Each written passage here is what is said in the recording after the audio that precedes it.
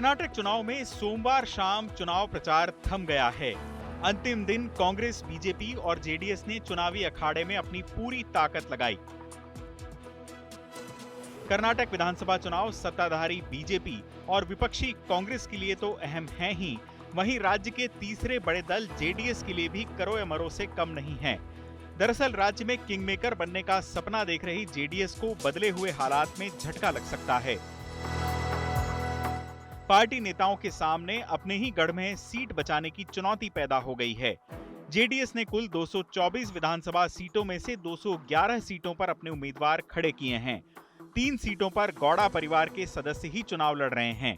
इसमें पूर्व सीएम कुमारस्वामी, उनके भाई रवन्ना और बेटे निखिल शामिल हैं। आइए समझते हैं कि कर्नाटक के सियासी संग्राम में जेडीएस की दिक्कतें क्या हैं। दरअसल जेडीएस कांग्रेस और बीजेपी की तरह आक्रामक प्रचार नहीं कर पाई। इधर जीत के लिए जी तोड़ कोशिशों में लगी कांग्रेस अंतर्कलह से बची रही।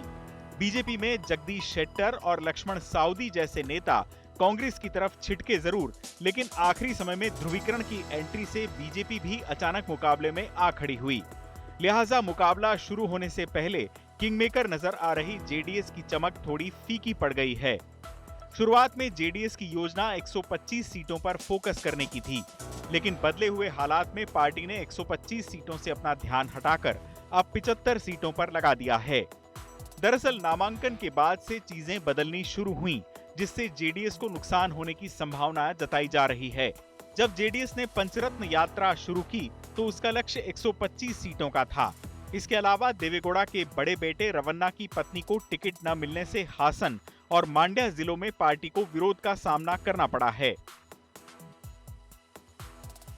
जेडीएस का मजबूत गढ़ माने जाने वाले तटवर्ती और मुंबई कर्नाटक क्षेत्र में अब सियासी समीकरण बदल गए हैं। इसकी मुख्य वजह है बीजेपी का इन सभी इलाकों में पूरी ताकत झोंक देना। दरअसल बीजेपी ने जेडीएस के दोनों गढ़ों के साथ साथ ओल्ड मैसूर और हैदराबाद कर्नाटक में भी प्रचार के लिए नेताओं की पूरी फौज उतार दी। बीजेपी ने पूर्व मंत्री योगेश्वर को कुमारस्वामी के खिलाफ खड़ा कर मुकाबले को रोचक बना दिया है। साथ ही यहां बीजेपी अपने नेताओं को दूसरी पार्टियों में जाने से रोकने में भी सफल रही है। बदले हालात में जेडीएस के लिए 20 सीटें जीतना भी मुश्किल नजर आ रहा है। वास्तव में गौड़ा परिवार के सदस्यों पर भी हार का खतरा मंडरा रहा है। यदि वे हार गए तो जेडीएस के वजूद पर सवाल खड़े हो सकते हैं।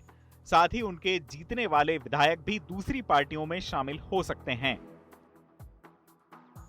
1999 में जनता दल से टूटकर बनी जेडीएस के लिए यूं भी कर्नाटक में सत्ता का सफर कभी आसान नहीं रहा।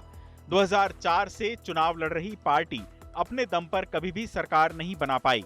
कुमारस्वामी 2 बार मुख्यमंत्री रहे, लेकिन उनका कार्यकाल बहुत छोटा रहा।